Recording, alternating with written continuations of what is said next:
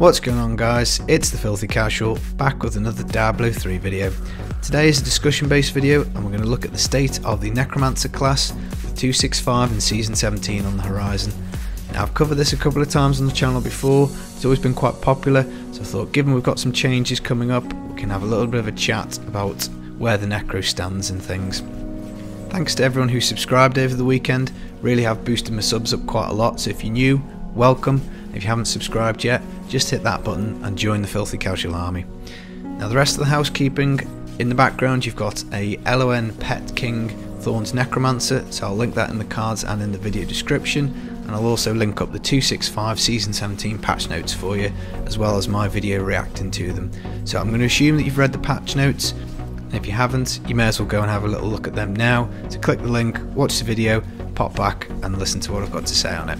Now, one of the disappointing things I think about the patches is that the Necro sets haven't been touched. That's something that I've argued for a long time, that they do need a bit of love, but given the season theme for Season 17, I don't think it's going to matter this time around, because we obviously have the Season of Nightmares and everybody's going to get the Legacy of Nightmare rings for free. Now, for Necro, this is absolutely awesome, and the reason it's absolutely awesome is because if you look at the Necro boards at the moment, it is heavily LON dominated.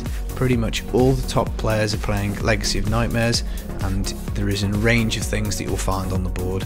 You can find a LON Pet Thorns Necro, you can find LON Skeletal Mage Singularity builds, you can find LON Corpse Lance, and there's also builds you can make with Corpse Explosion, Grim Scythe. LON's very powerful for the Necro because the Necro has a lot of multipliers. Now, the interesting thing for Necromancer is that when you open up those 2 ring slots for the Legacy of Nightmares rings, so once you take them off and you add on extra jewellery items like having a Convention of Elements and a Crispin Sentence and a Circle of Naluji Vol ring, you really can juice the damage for a lot of these Necro builds. Or you can always take a Unity and double the toughness while still increasing some elite damage. So I think the current LOM builds are really going to get a lot of juice. Not directly, because obviously the Legacy of Nightmares buff isn't changing, but with you not having to wear the rings, getting those extra jewellery pieces in will be really nice. So if you look at the top Necro build, it's doing 130 at the moment. You can easily add to that. You can double the damage by adding a COE, you can double the toughness by adding a Unity or a Crispies. I think the player's actually gone for a Convention of Elements, but it's like that all the way. If you look at any of the builds, you really can juice them up quite a lot. I'm really interested to see how Legacy of Nightmares mages play, because now that you can get the Circle of Naluji Vol in, it means that you can have mages up the whole rift, you can have your Crispins, you can have your COE, you're just going to be dealing absolutely loads of damage. So I think Necro for me is definitely going to be the strongest class next season. It's actually pretty much tied at the moment with it being Legacy of Nightmares. Now, I know there are wizard builds that are kind of similar level, but I just think Necro is going to benefit the most from the changes and open up those jewellery slots, because Necro generally has got a lot more interesting jewellery. Now, another interesting thing I think is that Necro has got a pretty time of it when it comes to multipliers and for gearing these things.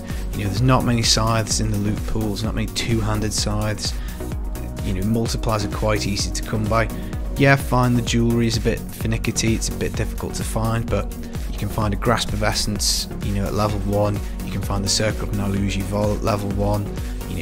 Any of the scythes, as I say, is really easy to find. So you can start to build some really powerful poison builds, some really powerful secondary skill builds. So it is going to be very, very easy, I think, for Legacy of Nightmares. You'll have a much quicker start, I think, as Necro next season than any of the other classes.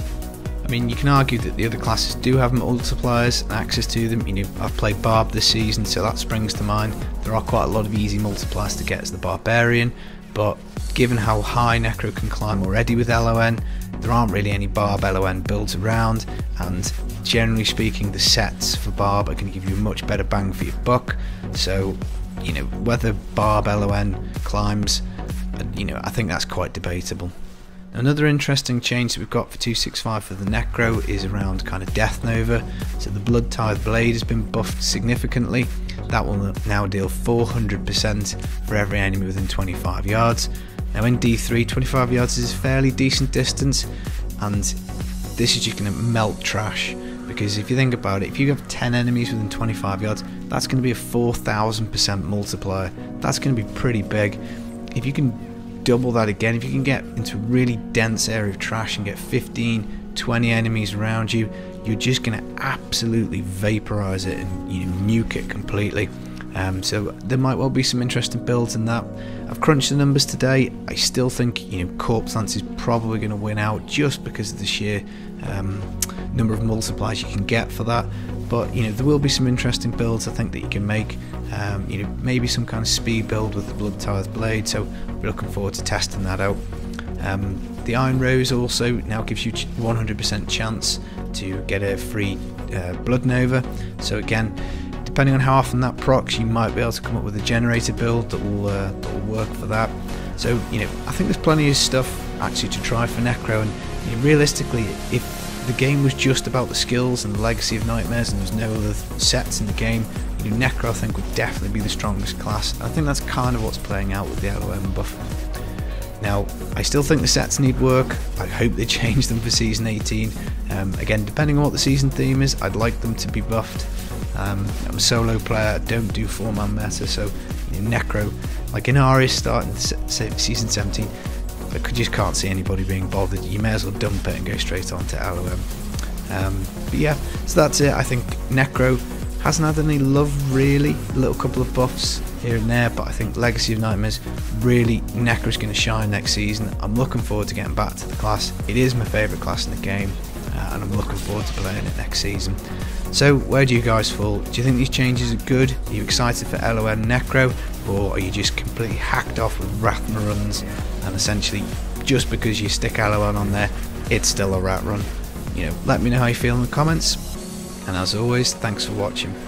I've been the Filthy Casual. I hope you come back and see me soon. I'll catch you in the next video. Peace.